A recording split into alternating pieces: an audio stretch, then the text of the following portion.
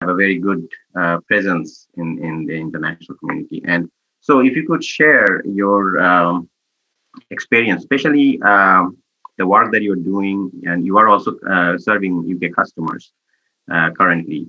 How about the skill set, and what is your challenges when you first started it? And do you think that the demographic dividend that we're talking about, if we can use that to expand, and not only Aldic, where you see the opportunities for other Bangladeshi companies to collaborate with our UK partner companies? To Mr. Niaz Murshad. Yeah, thank you so much for the floor. A very good afternoon to everyone in the UK, Her Excellency Saidamuna Tasneem, to Lord Ahmed and to Lord Billy Moria, and to everyone in Bangladesh. Good evening to everyone, and to our Minister, Mr. Junaid Ahmed Pallov. I work in the field of 3D graphics. I have been working in this field for almost 7 or 8 years now. If I am to talk about my challenge, I would say that when I started out, it was quite difficult to find good resources in the field of 3D graphics, or let's say VFX or motion graphics, right? This is not something that was being taught institutionally in most of the universities here.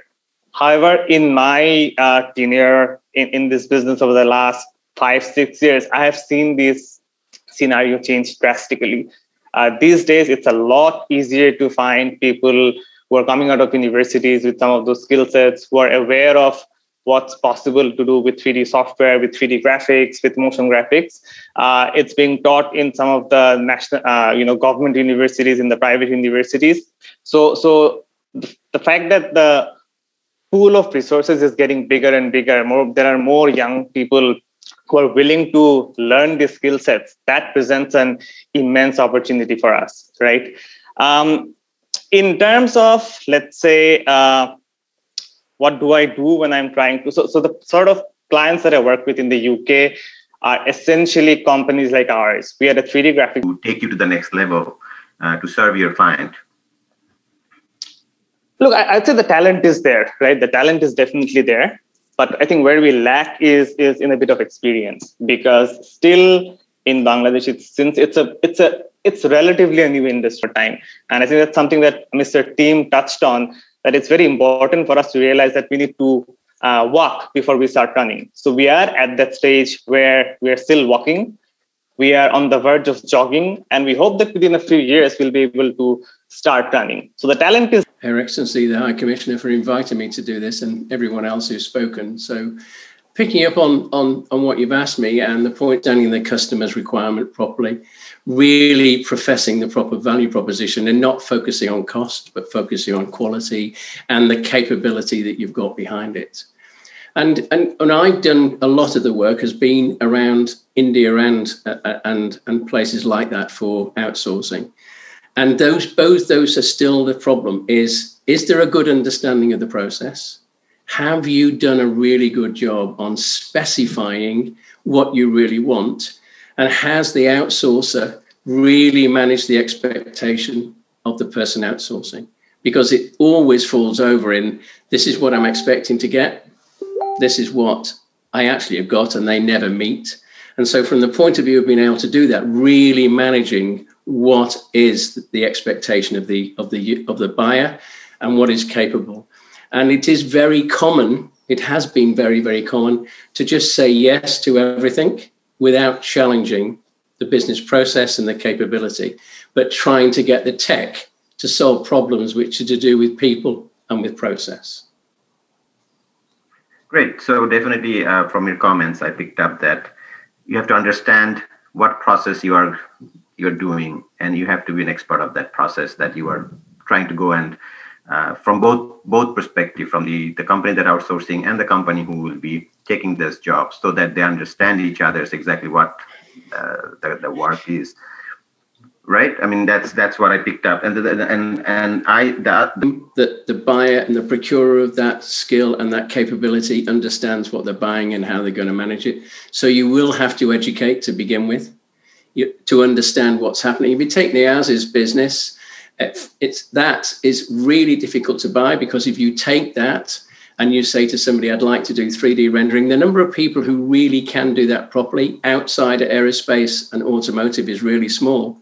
But the amount of capability it gives you as an SME is huge. But you're challenging somebody who's probably never, ever done anything more than 2D design with a 3D concept that you can spin, change the color, stretch it, squash it. That is really huge. And there's a lot of education required to be able to make that work. And the second one is, as for me, is making sure that you do understand who the customer is, what the business process is they're really trying to capture, and that you understand the actual business benefit of it, not just the fact that it can be done faster. What's the real business benefit? What will you release by enabling you to do this? So a real understanding of that and being able to sell that as a value to the business, not as a cheap way of moving yourself forward. Does that make any sense, Wahid? Absolutely, absolutely. So it's a value addition to your customers that you need to understand, not just your cheap, not that I can do or deliver the product cheaper than India or cheaper than Philippines. That's not what the customers are going to be looking for. They're looking for how you can add value to my business. If I got you correctly. Yeah, and you have, and that what that gives you as Bangladesh is changing the narrative behind the sell of what you're trying to sell, because it's what it's saying. I'm going to give you a really quality product, which is what Matthew talked about, but also I understand how this will add value to your business. And give them that opportunity to challenge that. Absolutely, absolutely. We talked about great, in Bangladesh perspective, great attrition rate. We have, if you want to compare to other countries, we have great talent pools. The skill set is there. They just need the guidance. They just need for them to train them and then show them the way. They will go miles for the customers and the clients. And definitely the opportunities, what we heard from our UK counterpart is there from in the public sector in UK, private sector in UK. There are a lot of outsourcing opportunities that's there that can be captured by the Bangladeshi companies. Also, UK companies are willing to come and do the set up their delivery centers if they know about this. So that's one of the problems that what Matthew mentioned is the branding, the country branding, what we talked about all the time. They need to know. So I think this portal will help, and this initiative by High Commission and IC Division will take us much more further, and especially with what Team and Rod mentioned is understanding the customers, understanding their processes, understanding the value addition, what you are bringing in the table, not only your cost effectiveness, efficiency, skills sets, everything is fine, but you have to understand your customer or clients, what they're trying to outsource, what they're trying to what they're looking for actually to help their business to grow. So that insight knowledge of that process is very, very important. So I would like to thank all the panelists for giving the time. I know it's late evening in Bangladesh and in UK. So it's a fantastic session, fantastic knowledge sharing. I hope it will continue through our that portal, and it will help to collaborate and connect the companies from UK and Bangladesh going forward. By saying that, I wanted to transfer to the next panel moderator, Mr. Ifti Islam. Off to you, sir, for your next panel. So I'd like to thank everybody and thank the High Commission, IC Division, everybody to give me the opportunity to moderate, and all the panelists. Thank you very much. Thank you. So I think we are currently running 43 minutes late, and it's importantly 11:03 p.m. in Bangladesh. So I will ask my fellow panelists to keep it within 3 minutes if we can. So let's see if we can start a productivity miracle in terms of efficiency of speaking, and hopefully we can have an electrifying conversation, at least to keep our friends in Bangladesh awake, since it's after 11 o'clock. So my name is Ifti Islam. I'm the co-founder and CEO of Pathfinder. I'll talk a little bit about Pathfinder for a minute. I'm also the chairman of a tech company in the UK and also AT Capital in Bangladesh. In terms of today's session, the topic is Tech Startups Bangladesh, the Next Unicorn. We will have, I'll make some introductory comments, then we'll have Ms. Sonia Bashir-Kabir give a keynote speech, then Hussein Ilyas of Pathao, Lingi Teng of Vion, Maurice Potts of Kingsway, Chris Bood of Superseed, and then last but definitely not least, Honourable Colonel John Davis, CEO of Cyber Wales. And I'll try my best, subject to it not being in the middle of the night, to take some Q&A at the end. We're a very young organization, a digital entrepreneurship platform. We were set up at the beginning of this year. And our founder is a digital entrepreneurship platform. We have now 200 members across 12 countries. We are supporting COVID has accelerated digital transformation, has increased valuations. We can see the Jeff Bezos and Elon Musk of the world, and there are many others. There are now 27 unicorns in the UK. There are several others. We hope one of the panelists, Pathao, may be one of the next unicorns. And I think there are three main areas that we can focus on in terms of the discussion. Firstly, in terms of UK-Bangladesh digital partnership, the UK can be an important source of investment for Bangladeshi tech startups. And we have a number of investors on the panel, and it'll be great to hear their thoughts and why they're investing in Bangladesh and where they see the future opportunities for the next unicorn. The second area, which is less obvious, I think the UK tech companies can actually partner with Bangladeshi tech companies to help create the next unicorn. So there can be unicorns in the UK, or there can be technology, significant technology companies in the UK that partner, into a country with 170 million people and $350 billion GDP, and it grew at more than 6% last year. By far the best performer in South Asia and one of the best in the world during COVID. So that's one area. The third area is, which is less obvious, and what we're focusing on within Pathfinder, is to actually help Bangladeshi technology companies globalize by partnering with companies in the UK. So we actually believe in if you look at some of the unicorn areas in the UK, food delivery with Deliveroo that listed this year, digital banking with Revolut, and digital health with Babylon, even cybersecurity. I'm hoping John Davis will speak about that. Darktrace is now a £3 billion company. We actually believe that Bangladeshi technology companies can partner with the UK companies, and we can have a synergy and collaboration to launch tech companies in the UK. So I see these three main areas, and hopefully the panelists will give their thoughts about how we can deepen and broaden this UK-Bangladesh digital partnership. So with that, in the interest of time, let me now hand across to Sonia Bashir-Kabir. As I said, she is the founder and chairman and CEO of SBK Tech Ventures and one of the technology veterans and industry leaders in Bangladesh, the former country head of Microsoft. And she's also on the UN panel, a number of UN panels, and is definitely an important digital brand ambassador for Bangladesh. Sonia, let me hand it across to you. Thank you, Ifti. Thank you very much. Very, very good afternoon and late evening to all the friends in Bangladesh. Honorable Chief Guest, Special Guest, and Your Excellency, High Commissioner from Bangladesh to England. It's with the deep honor that I'd like to speak on tech startups in Bangladesh and the next unicorn. I'm very cognizant of the time. So what we're going to do is move very fast. I have about 500 words, and at 140 words a minute, I'll take about 3.5 minutes to just set the stage for our moderator and the esteemed panelists that we have ready today.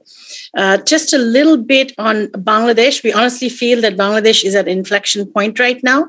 We have strong economic indicators, demographic dividend. A lot of our speakers have already highlighted that, and a very favorable government policy.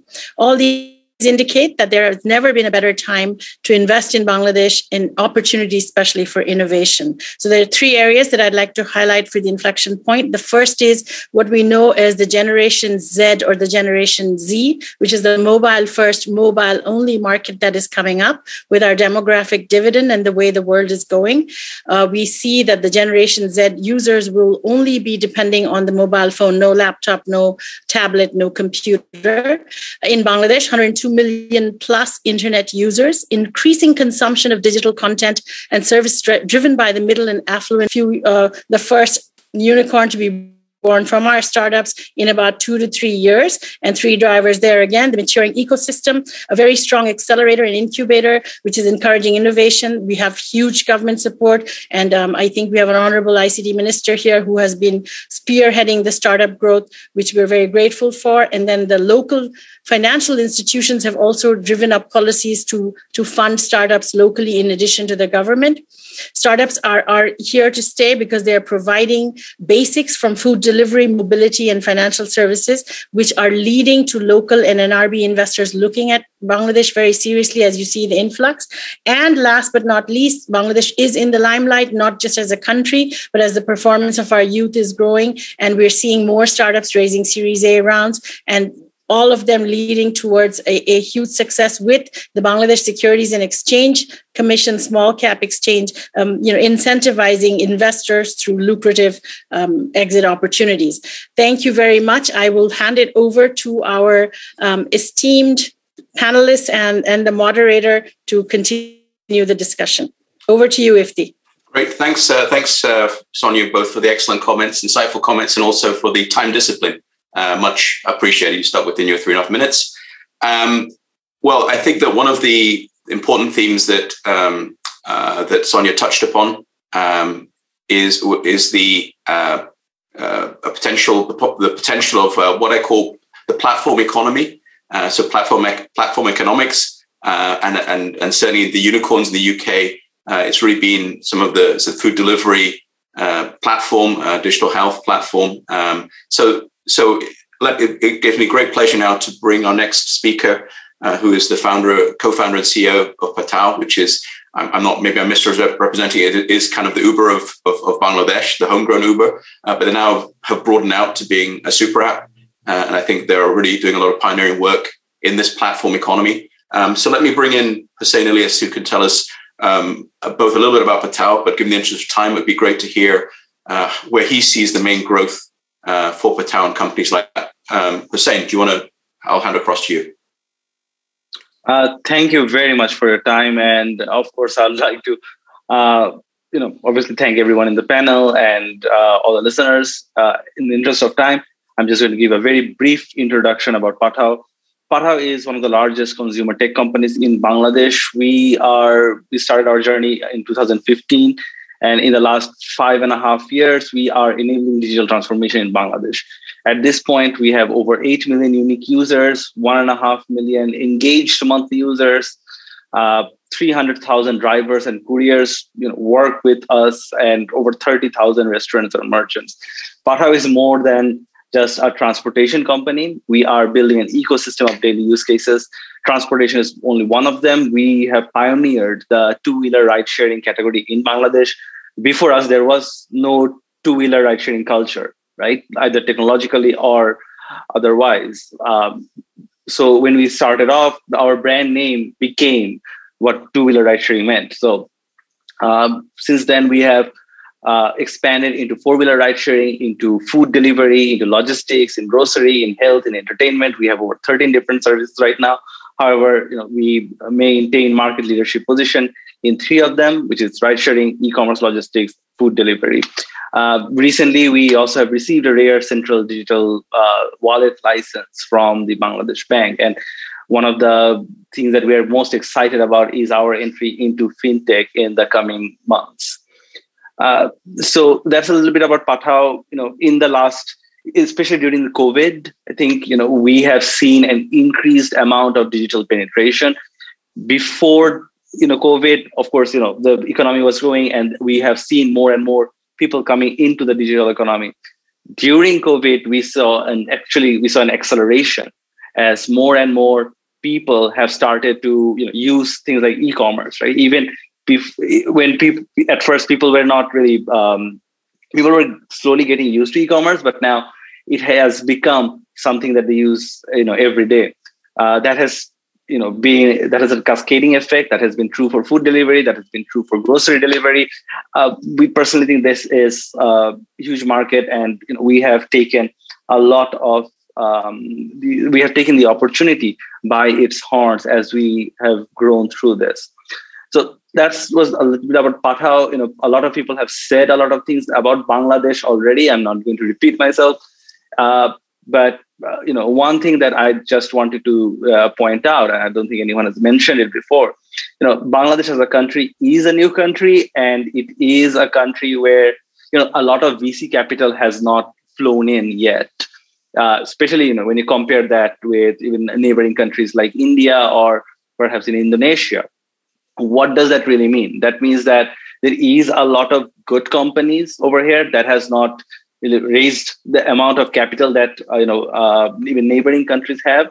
But that also means that there is a lack of competition. When a VC invests, or an investor invests in a startup or a company in Bangladesh, I personally have seen, and I've talked with other investors who believe that it gives them more bang for their buck, just because, again, they don't have to compete as much. The talent over here is just as good, if not better, than the neighboring countries. As I said, competition is lower, which means competing and winning in this market is something that a lot more companies can do. So, yeah, I'll just leave it at that. I think that is a unique advantage that Bangladesh has over anything else, over other countries. And yeah, I would like to discuss more throughout this panel about how that can happen. Thank you.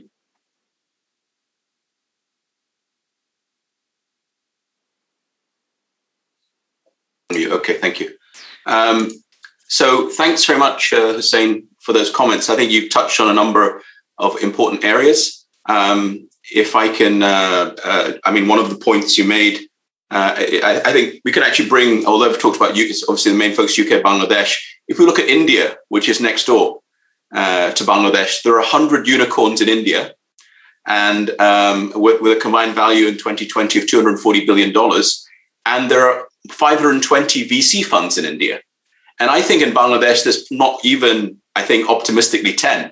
Let's say sizable active, which Sonia is one of them, maybe a little bit more. But by way of comparison for those in the UK, Bangladesh's GDP is a 12th of India's, and actually per capita GDP this year has overtaken India.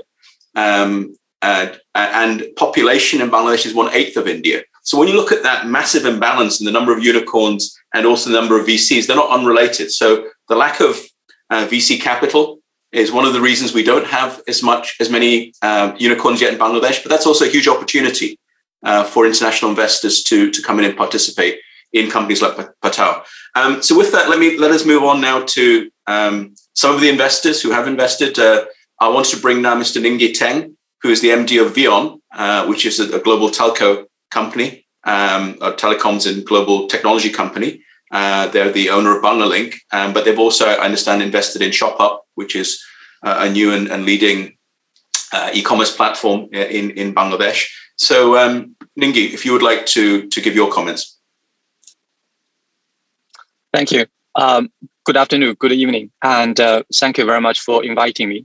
It's my privilege to be here. So Vion Venture, we, as the moderator said, we are the Vion Group, which is the 8th largest telco company in the world. Vion Venture is quite, or I would say, relatively young corporate venture, with only about 2 years old. I joined them back to 2019, and we only have 20 people here in London. So what we do here, basically, we look at strategic investment opportunities in the markets like Bangladesh. You ask me why Bangladesh? It's one reason is we have Banglalink there, which is the third largest telco business with about 34 million subscribers and also active users. But also we really look bullish on this market for the reasons I think all the other panelists or moderators mentioned the statistic before. But one point I wanna add on is, if you look at the merchant payments percentage, merchant payments means, for example, you wanna use the QR code or just use a digital solution to make a payment for a coffee or in the restaurant to make a digital payments. That's what I call merchant payments. The merchant payments out of the total online transaction as of today in Bangladesh, according to my research, is around 3.5%. But if you look at China today, it's way above 60%. That's against the backdrop of the young population and also probably the top 20, the largest middle class group, right? These people and also the young people, they represent the future. They embrace the technology. They understand how to use digital solution to solve the problem, etc. So that makes us very excited about this market from a strategic investment standpoint. That's why we feel this the right market for us. And I heard people say, wow, there's no unicorn, probably just one unicorn, bcash we always talk about, but I see lots of soonicorn, right? Sooner to be a unicorn. And I hope our invested company, ShopUp, will be one of them in due course.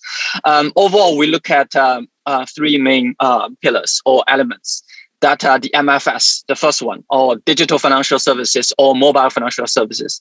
And then the second one being the content, streaming, music, etc. The last one, the data. Data could be personal data, healthcare data, or any sort of data, right? But if I can put a simple way to explain this or elaborate, I will call this wealth, health, and happiness.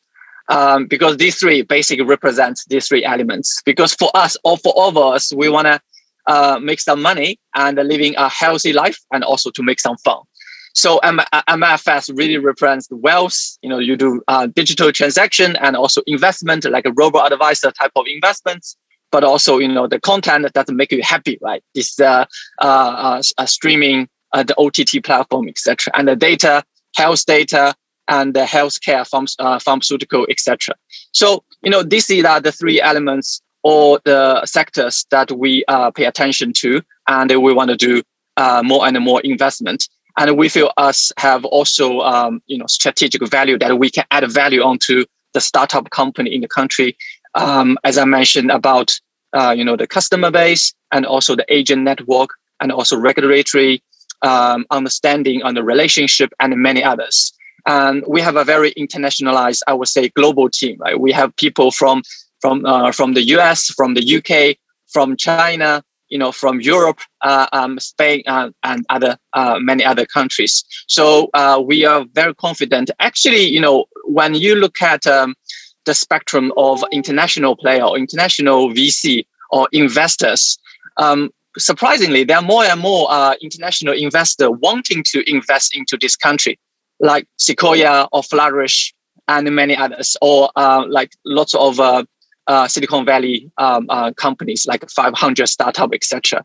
And because we see the same, right? This is the right moment, the right country that we believe in, and we believe it represents the future on the young population side, on the technology side, and also in terms of And one more point is I'm very impressed about the local regulators and the government. They are embracing digitalization.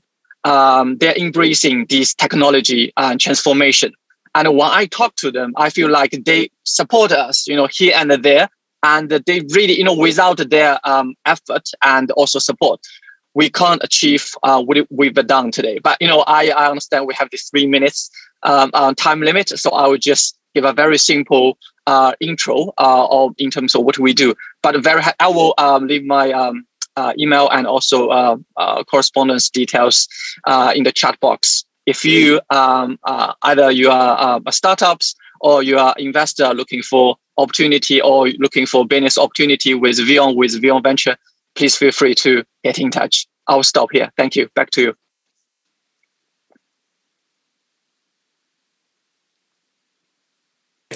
All right, thanks so much, Ningi. That was excellent and very focused and to the point. Let's move on in the interest of time now to Maurice Potts, of a partner at Kingsway Capital. Kingsway has been one of the longest. At least I remember meeting Kingsway when I moved to Bangladesh in 2008. Maybe I met Maurice around that time as well. But they've been investing both primarily in public equities, but I think they've also been investing in private equity as well. So, Maurice, I'd like to just bring you into the conversation and give your thoughts about the investment opportunities in Bangladesh. Again, sorry if it's only 3 or 4 minutes to summarize your thoughts.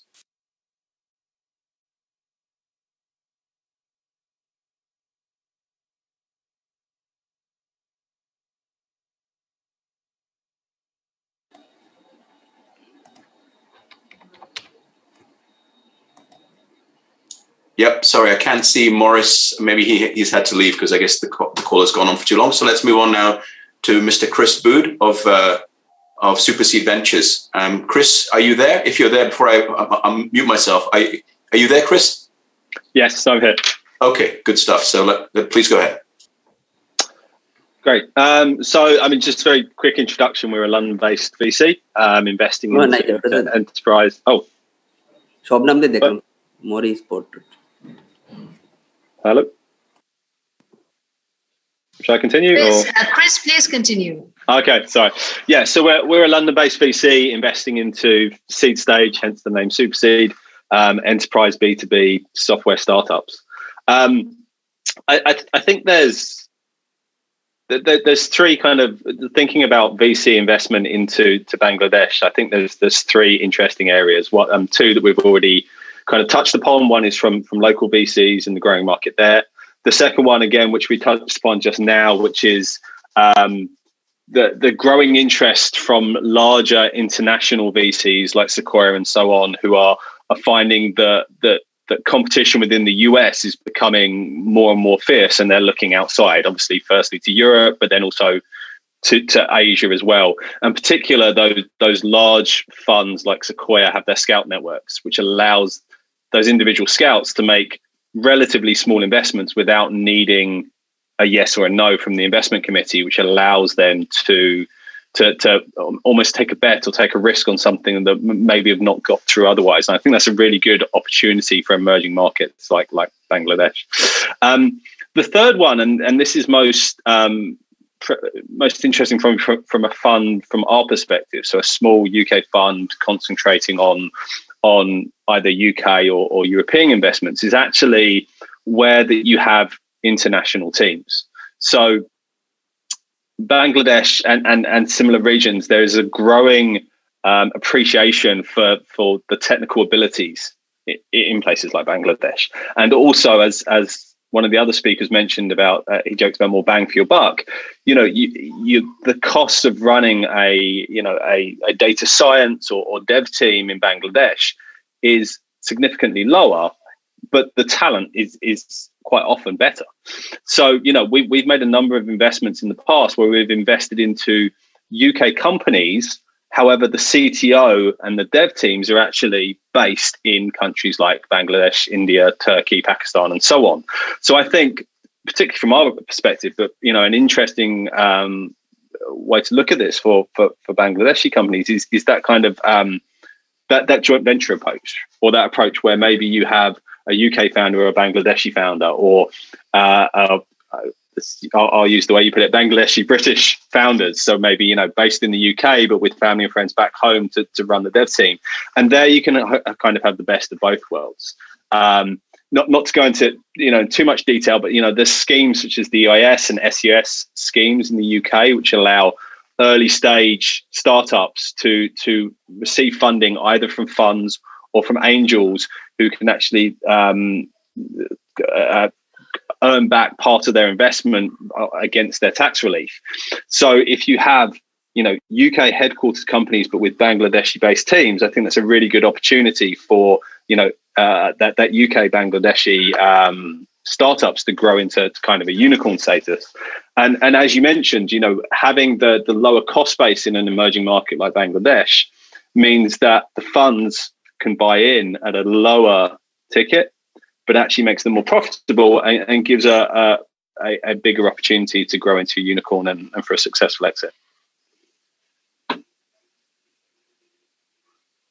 Okay, that's great. So thanks very much, Chris, and thanks for being very succinct. We have one last panelist. I'm going to come to John in a second, but I just wanted to again reinforce, that I think that a lot of the discussion has been on UK into Bangladesh. And I think maybe after John's spoken, I'll wrap up maybe with a few comments about what the opportunities are from Bangladesh to the UK in terms of digital partnership. So before that, let me hand across to John. And I wanted to actually mention, there's a question from a cybersecurity architect, Sohail Shariar, who said he would like to ask what the plans are in place to ensure cybersecurity strategies and controls will be in place to secure your initiatives. So I think you can talk a little bit about that. But in the interest of time, I also wanted to ask you specifically, John, do you see opportunities for Bangladeshi companies to develop cyber security service capabilities to offer services into the UK cyber market? Because I think cybersecurity is probably an area of outsourcing or indeed of tech delivery that Bangladeshi companies historically have not been as prominent in or as focused on. So now, John, across to you to talk about the cyber opportunities in the UK and the potential for the UK-Bangladesh partnership. John. Ifti, thank you very much indeed, and lovely to be working with you again. Your Excellency, Muna, thank you ever so much for setting this up. And actually, in order to answer if they collaborate, around the world. So digitalization, absolutely crucial for us to continue to evolve and grow. But what a huge amount of risk that carries, an enormous amount of risk. I'll give you one little statistic. I'm not going to get into the statistics competition that we've had from various speakers coming out with various percentages because I can't compete. But I'll give you one quick statistic from the UK. The UK police think about crime, and particularly cybercrime, in two different ways. One of them is cyber-dependent crime. That means a crime that is absolutely dependent on electronics, the internet, some kind of IT, in order to commit that crime. So these are newish crimes. We haven't heard much about cyber-dependent crimes that only be committed online. For a while, we had things like the denial of service attacks, where people would block people's websites and things like that, etc. But these are crimes that were always IT-related crimes. There's another form of crime, which is the cyber-enabled crime. And cyber-enabled crime basically means these are crimes that could have been done before by anybody physically. So I could have actually come to your organization. I could have come to you, to your house. I could come out with some problem that would cause you huge difficulties and try and ransom some money out of you because of the difficulties I've caused you. And these are traditional crimes that go right back thousands of years. But we're now seeing them being cyber-enabled. And, things like ransomware is a software version of a crime that has been with us for millennia. And it's hitting everybody around the world just as harshly. So here's the statistic. In the UK, if you add cyber-dependent crime and cyber-enabled crime together, that is now more than 50% of all crime in the UK. All crime. Which is shocking. I mean, that's a frightening figure. And a lot of this is being enabled by the digitalization programs, digitalized economies. It's being enabled by platforms that are inviting people to come and join the platform. We've heard about some of the new unicorns, the food platform. There's a platform on there for selling used cars, and there's a platform on there actually for electric cars that are brand new. So we're seeing all sorts of platforms popping up. And these platforms are very often exactly the breeding ground for hackers, because people go on the platforms, give all of their information, and that information then is used maliciously. So these are amazing examples of where we absolutely need to continue this digitalization. We absolutely need to welcome with open arms platforms like the one we've heard about today. And we need to be digitalizing our activities. As one of the visiting lords said, here we are on Zoom. Who'd have thought we'd be doing this 18 months ago? And yet this platform in and of itself is a massive security risk to all of us while we're sitting on it. So how do we tackle that? It's not a question of just sitting there saying, we shouldn't be doing this because it's dreadful because we might get cyber attacked. It's about how we work together to define cyber risks, cyber threats, learn about those threats, develop skills, develop capability, and protect each other and protect our platforms and protect our IT systems better. And that's the opportunity. It's an enormous opportunity. And we at Cyber Wales, we're a membership organization. We're an NGO. We're not for profit. We have over 2,500 members who work in cybersecurity industry from over 900 organizations, because most of the cyber capability in the UK is actually based in and around the Welsh borders. It's not in London, as a lot of people imagine. And we take that capability and share that with the rest of the world to encourage collaboration, share best practice, and see if we can just generally raise the level of protection around all nations as we continue this digitalization. And it does hit things like GDPR, data privacy, the legal aspects, the ethical aspects, as well as the IT and software aspects. So these are the challenges that we face as Cyber Wales. It is terrific to see cyber companies in the unicorns as well. Ifti, you did mention Darktrace out of Cambridge, amazing organization. They found that gap in the market, found a product that was refreshing and attacked the problem from a slightly different angle. And that's what we need. That's what innovation is all about. It's just attacking things from a slightly different angle.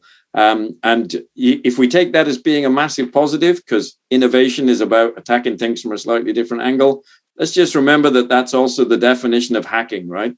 We take exactly the same technology and we use it differently for a bad effect. So innovation, hacking, they go hand in hand. Digitalization, cybersecurity needs to go hand in hand. You have a huge amount of resource in Bangladesh. We all want to tap into it. We have, data and information and threat analysis and training and knowledge that we can share. And you've got a huge amount of resource that you can share in return. And it's really exciting times, very exciting times. And I'm delighted to have been asked to chat, albeit for a small amount of time. And I'm conscious that a lot of people have kind of drifted away from the meeting, but equally, huge amount of people still here. And thank you very much for staying with us and listening in. And thank you again, Your Excellency, for arranging this session. It's fantastic. Okay, thanks very much, John. So I think I'm about to hand back to wrap up the conversation. I think we're at 40 minutes for our session, which actually is surprising. I think we're probably the only panel that managed to stay pretty much on time. So I just wanted to conclude before I hand it back to Her Excellency for concluding comments and to close. It is 11:40 in Dhaka. But I wanted to also just finish by saying there's also a lot of activity that's ongoing right now between Bangladesh and the UK, from Bangladesh to the UK. So the key thing is UK-Bangladesh digital partnership. It's not all about UK into Bangladesh. It's not Bangladesh is looking for. It's not a handout. It's not a charity case. Yes, there are good investment opportunities there. There are great companies there, but there are a huge number of opportunities in the UK and for Bangladeshi companies to collaborate and partner in this digital and green recovery that the UK is looking for. At least within Pathfinder, we have initiatives in digital health between doctors in Bangladesh and doctors in the NHS. We have initiatives in food delivery to try and create a Bangladeshi Deliveroo in the UK, and in a number of other areas, and particularly at the local authority, the regional mayor level. We're working in Manchester and Liverpool and Newcastle and other areas. So as a Pathfinder organization, in the interest of time, I can't go into more detail, but would certainly encourage Bangladeshi technology companies to also look for the unicorn opportunities in the UK in collaboration with UK technology companies. With that, let me hand it back to Her Excellency Saida Muna Tasneem to conclude. Thank you. Thank you, Ifti. Thank you for your wonderful moderation. Very smartly, you're not only a tech person, you're a fintech person, you're a financial VC person and everything. So it all reflects in how efficient you are, much more efficient than all of us. So there are other two sessions we couldn't really keep to time, but I thank you very much for your summing up and definitely, expressing optimism that not only UK would invest in Bangladesh, why not Bangladesh invest in the UK? As you know that last year, 2019, in the London Stock Exchange, the first Bangla bond was listed. And we're looking towards more listing from Bangladesh in the London Stock Exchange. So it is happening. So I'm expecting more companies that I hear the rumor and the grapevine that they're actually listing in the London Stock Exchange. So we look forward to that. But equally importantly, Bangladesh startups, as you know, that there are startups from Bangladesh that have actually people who Bangladeshi startup companies that have actually opened up in the UK, and they've come under the new point-based system. These people have come here, these tech people have come here from Bangladesh under the new point-based system. So we're trying to tap into that as well and identify them, and we'll 2 months from today, now that we've launched the B2B Connectivity Hub, it's called the Bangladesh IT Connect UK. We want to see the efficacy of this hub from the High Commission. We'll have a dedicated officer, but soon enough, within 2 months, we will also have LICT division develop a bot and artificial intelligence to respond, and also a program that will detect the communication that takes place between any query that comes to our hub to the, by the LICT and the High Commission. So we'll have a joint tracking system where we'll know that what were the queries, which company from UK is communicating with which company. So we can keep a track of how efficient or, this particular hub would be. But at the same time, I would just like to take this opportunity to thank everyone who participated today. From the High Commission, the purpose is to connect the two business communities, the two, tech associations and private sector and the companies that are doing business already. Somebody had mentioned that we need good case studies and references. And it's absolutely, that's what we're trying to do here. We've brought companies who are successful and doing business with the UK.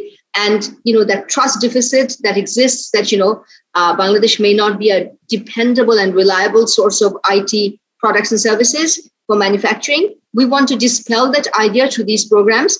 And we hope that, in the next, within the 2 months, we will again have a B2B event where we'll see if companies have actually connected and actually started doing business and communicating through our hub.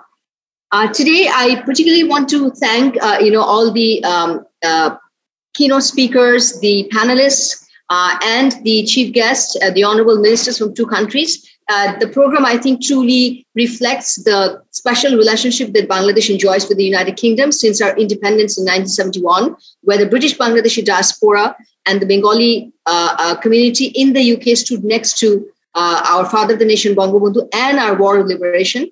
That spirit still upheld today, as Lord Ahmed and Karen Bilamoria had mentioned, and our honorable ministers mentioned, but particularly those from the United Kingdom have been given the recommendations from top businesses and from Ilyas, from Patao. It's just so wonderful to see, we feel so proud, such young people having the first unicorn in Bangladesh. So definitely we're on the right track, and Ilyas can be a role model for everyone else. So I want to thank everyone for staying with us, but I want to especially recognize, apart from our panelists and the wonderful moderators, many of the Bangladeshi British diaspora that have joined us, we still have 172 participants. We started with 320. So I know that Sultan Bhai is here. He's a veteran in the British Bangladeshi diaspora, and he stayed so long to listen to all these young people. So I want to thank Sultan Bhai and recognize him there. I want to recognize the British Bangladesh Chamber, Bashir Bhai. And, I saw Startup Bangladesh, I forgot the name, but there's a lady who was there. And then, Ms. Shomika Aisa joined from e-commerce platform Bangladesh. Many of participants who joined from different chambers in the UK, including Wales Chamber, including Portsmouth Chamber, including, Watford Chamber, and some of the chambers that have joined from the UK. I want to recognize their presence here, and I hope that they'll get back to us and join us again when we do the B2B event on the IT sector. I just want to end with a quote from Bishwajit, somebody who inspires us continuously when it comes to IT sector, who's been our architect. And he has mentioned in an article that he wrote in the Newsweek, I think a couple of months back, or probably a month back, and the title was Bangladesh, a surprise digital leader in Asia. This was an open opinion editorial by Mr. Bishwajit Joy in the Newsweek. And he wrote that more than a decade ago, Bangladesh pledged to transform itself into a technologically advanced nation by 2021, the 50th anniversary of the nation's founding. Now, we have to understand that the vision of our Prime Minister was not only to move Bangladesh out of the LDC group, but she wanted to do it digitally. So we were the first nations who came up with, in South Asia, who came up with the digital economic vision. And it was our Prime Minister and our advisor who said that not many people believed we could do it. And this is what we want to say today. Believe in Bangladesh. As Bishwajit Joy has invited everyone to believe in Bangladesh and believe in Bangladesh's IT sector potential, and to put your trust in us, like many of the British companies have. With that, put your trust in us, believe in Bangladesh, and we will not be letting you down. from the High Commission, we would make sure this credibility of the companies that we're putting on the hub, the ones that you'll see on our ICT Connectivity Hub, will only be the most reliable and most trusted companies in Bangladesh. You can do business with them. So please do business with Bangladesh and enhance the business case between Bangladesh and the United Kingdom. Let's take our ICT business from 200 million to 500 million. Let's do it in 2 years. Let's take that pledge. And I want to say goodbye from Bangladesh High Commission London. I want to thank all my colleagues who have been in the team and supported us, and also from LICT and IC Division, particularly Sami, and from here, our commercial counselor and Munir, and everybody else who supported us. I also want to thank all the panelists. With those, I want to say Shubho Ratri and good night from Bangladesh, and everyone who joined from the UK, have a great rest of the evening. Goodbye. Long live Bangladesh UK friendship.